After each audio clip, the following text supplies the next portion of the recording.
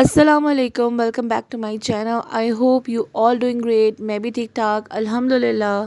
यहाँ मैं और अब्रिश बना रहे हैं अब्रिश का लंच। आज मेहराब ने नहीं जाना था तो फिर आज उसका लंच बना रही थी। और लंच में आज अब्रिश क्रॉकरेट्स लेके जा रही है, साथ में बिस्किट लेके जा रही है। मैं पानी की बोतल इसकी रिफ़िल करके फिर उसके बाद उसको स्कूल के लिए रवाना करूँगी। अच्छा, माएँ उम्र के जिस भी हिस्से में हो उनके लिए उनका बच्चा जितना भी बड़ा हो वो हमेशा छोटा ही रहता है। मैं अपने घर गई और मुझे बहुत ज़्यादा खांसी हो रही थी और मेरा गला भी ख़राब था, तो मेरी मदर उठी जल्दी से, उन्होंने मेरे लिए गर्म पानी किया, बीच में उसमें नमक और हल्दी डाली और मुझे फ़ौरन से कहा कि ज़रा जाएं और अपना जाके गरारे करें। और आज मेरे अपने खुद सुबह मैं उठी हूँ तो मुझसे बात भी नहीं हो रही थी, तो मैंने सबसे पहले जो है वो अपने लिए गर्म पानी किया। मैंने कहा मैं इससे गरारे करती हूँ और मुझे बड़ी याद आई उनकी कि वो इस तरह से उन्होंने मुझे फ़ौरन बना कर दिया। ये जो एहसास होता है ये सिर्फ़ और सिर्फ माँ बाप में होता है। वीकेंड मेरा हमेशा बहुत ही बिज़ी होता है, लेकिन इस दफ़ा तो बहुत ही ज़्यादा बिज़ी था। इसमें काफ़ी ज़्यादा ऐसे काम थे जो मुझे करने थे। और फिर उसके बाद आज फ़िश भी आ गई थी। फ़िश हम मेरा तो बहुत ही फ़ेवरेट फ़ूड है, मुझे बहुत ही अच्छा लगता है। सर्दियों में तो हम लोग इसको मैरिनेट करके और इसको फ्रिज में रखते हैं और इसको ऑन एंड ऑफ खाते रहते हैं। अच्छा, ये जो फ़िश ली थी इसके साथ ही इसके ऊपर मसाला लगा कर फ़िश वाले ने दिया था। और उसके बाद ना इसको 2-3 घंटे के बाद उसने कहा था कि धो लें, तो मैंने ना इसके ऊपर थोड़ा सा इसमें आटा डाला था और स्मेल वगैरह ना आए। लेकिन जो भी वो मसाला देते हैं उसको अच्छी तरीके से आपने इसमें से वॉश करना होता है।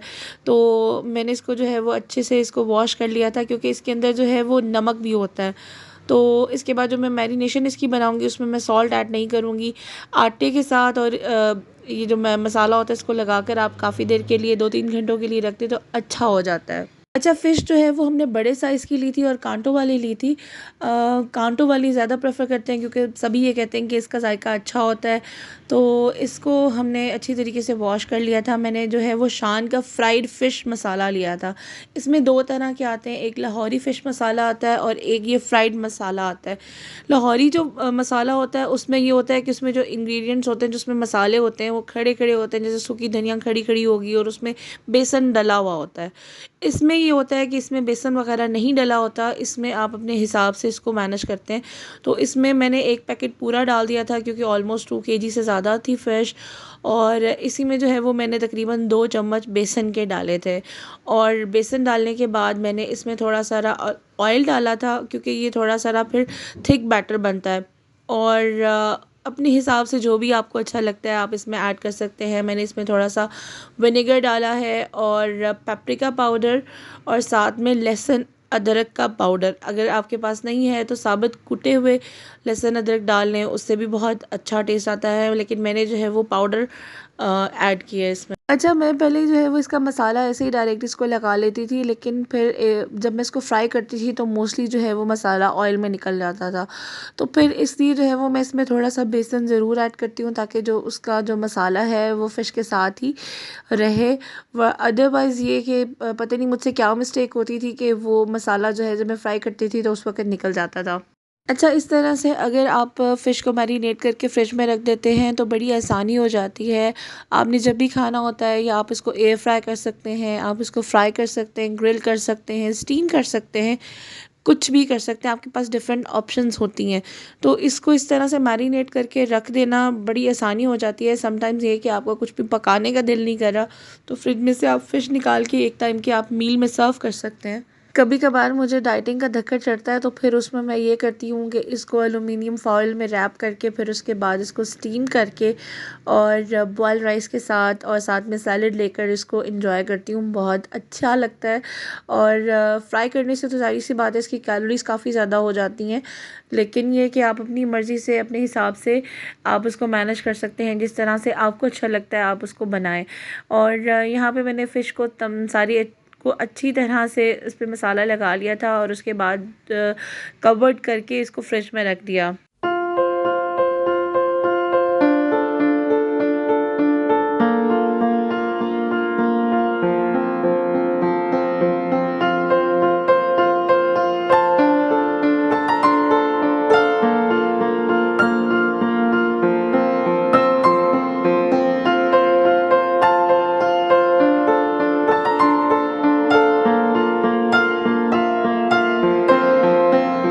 इसके बाद हम लोग पहुंच गए हैं इस्लामाबाद में, पेशावर मोड़ के पास काफ़ी ज़्यादा पौधों की नर्सरियाँ हैं, तो वहाँ आ गए थे। एक्चुअली हुआ ये था कि एलोवेरा का प्लांट था और मेड ने सफाई करते हुए उसको तोड़ दिया, और मुझे बहुत ज़्यादा टेंशन थी कि क्योंकि बारिश इस्लामाबाद में कोई पता नहीं होता कि किसी भी वक्त हो जाए, बारिश हो जाएगी तो उसकी सारी मिट्टी बह जाएगी।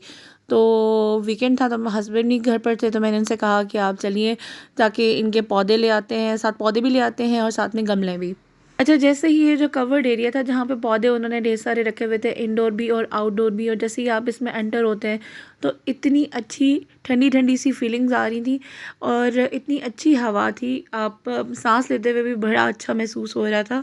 यहाँ पर गार्डन लैंडस्केप के लिए बहुत ही ज़बरदस्त चीज़ें थी और देख के मेरा दिल करता था कि हर ही चीज़ ख़रीद लें, लेकिन फिर उसके बाद जब अल्लाह ताला ने इंशाल्लाह कभी ज़िंदगी में मौका दिया है तो ज़रूर मैं इनको ख़रीदूँगी। घर वापस आ चुके थे और छुट्टी वाले दिन वैसे भी बंदा कहता है कि यार रोटी पकाने के झंझट से बेहतर है कि चावल बना लें, और मुझे पता चला कि मेरा भाई आ रहा है और भाई आने की उसकी वजह से मैंने कहा चलो ठीक है चावल बना लेते हैं, साथ में जो फ़िश मैरिनेट की है तो उसको भी साथ में मैं फ्राई कर लूँगी। यहाँ पे मैंने उसको बॉक्स को फिल करना था चावलों के साथ। आटा गूँदना, रोटी पकाना, ये दो मुझे इतने मुश्किल काम लगते हैं ना, मतलब इससे कुछ घर के बहुत सारे ऐसे काम होते हैं जो आप बड़ा खुशी से कर लेते हैं। और जब मेरी शादी नहीं भी हुई थी ना, तो तब मैं ये कहती थी कि एक बर्तन धोना, आटा गूँदना और रोटी पकाना, तो ये हमेशा मैं अपनी वालदा से कहती थी कि ये काम आप कर लें, बाकी आप मुझे जो मर्ज़ी कहेंगी ना, खाना मैं बना लूँगी या सफाई वगैरह कर लूँगी, लेकिन ये वाले जो काम है ना ये मुझे बहुत डिफ़िकल्ट लगते हैं।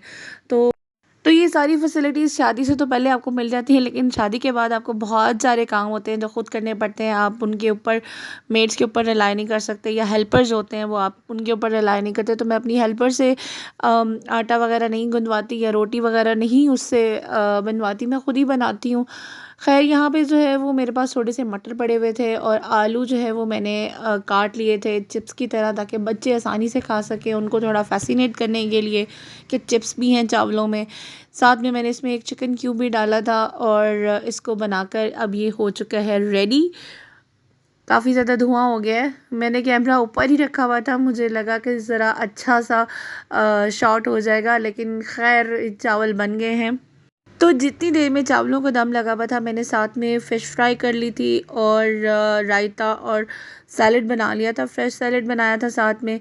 तो चलते हैं एक प्लेट को सेट करते हैं। इस तरीके से मैंने बीच में एक फ़िश का पीस रखा, थोड़ी सी चटनी डाली और साथ में फ्रेश सैलेड ऐड किया। पुदीने की चटनी को चावलों में मिलाओ और सारे मिल बैठ के खाओ। बहन भाई का रिश्ता बहुत ही खूबसूरत होता है, और अगर कोई आपसे बहन या भाई आपसे नाराज़ हो जाए तो उसको बर वक्त मना लेना चाहिए। ऐसा नहीं करना चाहिए कि जैसे दूसरे कोई भी रिश्तेदार या कोई भी दोस्त या कोई भी आपका दूर का नाराज़ हो भी जाए तो इससे कोई फ़र्क नहीं पड़ता, लेकिन अगर आपके बहन भाई या माँ बाप आपसे नाराज़ हों तो ज़रूर फ़र्क पड़ना चाहिए और उनको फ़ौरन से मना लेना चाहिए। और क्योंकि ये तस्बीह की दाने की तरह होते हैं, अगर एक दफ़ा बिखर जाएँ तो फिर काफ़ी अरसा लग जाता है, बहुत साल लग जाते हैं उनको समेटते समेटते। और यहाँ पर हम आ गए थे फर्नीचर मार्केट, इस्लामाबाद की सबसे मशहूर और बहुत ही आप ये समझ लें कि यहाँ पे सारा इंपोर्टेड फर्नीचर और बहुत सारी इस तरह से ज़बरदस्त चीज़ें मिलती हैं। तो एक्चुअली मेरे भाई ने लेना था घर के लिए कुछ, उसको फर्नीचर चाहिए था, तो उसके साथ हम भी आ गए। हमने कहा चले हम भी देख लेते हैं, और यहाँ पे बहुत ही ज़बरदस्त वैरायटी। सर्दियों में मुझे सूप बहुत अच्छा लगता है, मैं घर में भी बहुत बनाती रहती हूँ, और उसके बाद जब भी बाहर भी जाएँ तो ऑन एंड ऑफ हम लोग बाहर से भी सूप पीते हैं। तो तहज़ीब बेकर्स ने लास्ट ईयर अपना hot and salt soup introduce करवाया था, तो बहुत ही ज़बरदस्त मिलता है। एक तो ये कि क्वालिटी फ़ूड है, अच्छा होता है, साफ़ सुथरा होता है, और प्राइस भी इसकी रीज़नेबल है। तो हम लोगों ने कहा कि मैंने हस्बैंड से कहा कि मुझे सूप पीना है, फिर उसके बाद बाकी बात में बात होगी। तो यहाँ पे हमने एक ही बाउल ख़रीदा था क्योंकि काफ़ी बड़ा बाउल होता है, और दूसरा सिर्फ ये है कि मैं ही ज़्यादा शौक़ से पीती हूँ। शक्ल से तो अच्छा लग रहा है, लेकिन चलें अब ट्राई करते हैं कि कैसा है।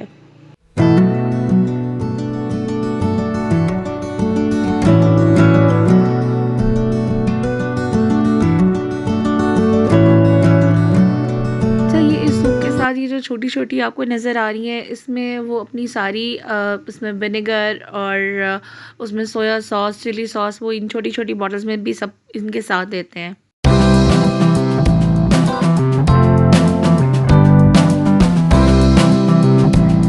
अब्रिश गई है टिश्यू पेपर लेने के लिए और ये आ रही हैं भागकर। अच्छा, बेस्ट बात ये है कि अगर आप जैसे लोकल शॉप से आप सूप लेते हैं तो जैसे जैसे वो ठंडा होता जाता है वो बिल्कुल पानी बनता जाता है, लेकिन इसके साथ ये सही नहीं हुआ था। हम लोग इसको जितनी लास्ट बाइट तक ये उसी तरीके से सेम कंसिस्टेंसी के साथ ही रहा और बहुत ही ज़्यादा हमने इंजॉय किया। स्पेशली इसमें ये कि बहुत ज़्यादा इसमें तेज़ या तीखे मसाले नहीं थे, आप अपने हिसाब से इसको एडजस्ट कर सकते हैं, बहुत मज़े का था। तो मेरी तरफ से ये टोटली रिकमेंडेड है और इसको प्रमोट करने के लिए मुझे कोई पैसे नहीं मिले, मैंने खुद पैसे दे के इसको ख़रीदा है। तो अगर आपकी प्रेफरेंस क्वालिटी और टेस्ट है तो I think you should try.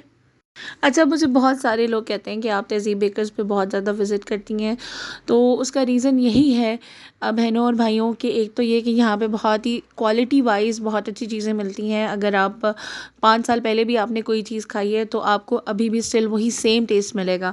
तो क्वालिटी और टेस्ट के ऊपर इनका कोई कॉम्प्रोमाइज़ नहीं है। इसी वजह से अगर मैं पिंडी में भी हूँ तो हम लोग तहज़ीब बेकर्स से ही यहाँ चीज़ें ख़रीदते हैं, बेकरी आइटम्स जो भी लेने होते हैं। और उसके बाद अगर हम जब इस्लामाबाद में शिफ्ट हुई हूँ तो इस्लामाबाद से ही तहज़ीब बेकर्स से ही परचेज़ करती हूँ। तो इसमें इसमें इनकी कोई मुझे प्रमोशन चार्जेस नहीं मिलता, ये मैं अपने ही ख़ुद ही ख़रीद कर लेती हूँ। तो यहाँ पे हम ऑर्डर करने जा रहे हैं पिज़्ज़ा। पिज़्ज़ा में हम लोगों ने स्मोक पिज़्ज़ा ऑर्डर किया था और बाकी पहले जो है वो हम लोग ग्रिल और बारबेक्यू करते थे, लेकिन वो थोड़ा सा तीखा होता है, थोड़ा उसमें मसाले तेज़ होते हैं, या आप ये समझ लें कि बच्चों के लिए खाना थोड़ा मुश्किल होता है। तो इस दफ़ा हमने स्मोक ट्राई किया, स्मोक बहुत अच्छा था, बहुत अच्छा इसका टेस्ट था। तो ये था मेरा वीकेंड का व्लॉग। उम्मीद करती हूँ कि आपको पसंद आया होगा। अगर आपको मेरे वीडियो पसंद आए तो आपने चैनल को करना है सब्सक्राइब, क्योंकि ये बिल्कुल फ्री ऑफ कॉस्ट है, इसके कोई पैसे नहीं लगते। और आपने वीडियो को करना है लाइक, कमेंट सेक्शन में अपना फीडबैक ज़रूर देना है और अपना बहुत सारा ख्याल रखना है, दुआओं में याद रखना है। Thank you so much for watching. अल्लाह हाफ़िज़।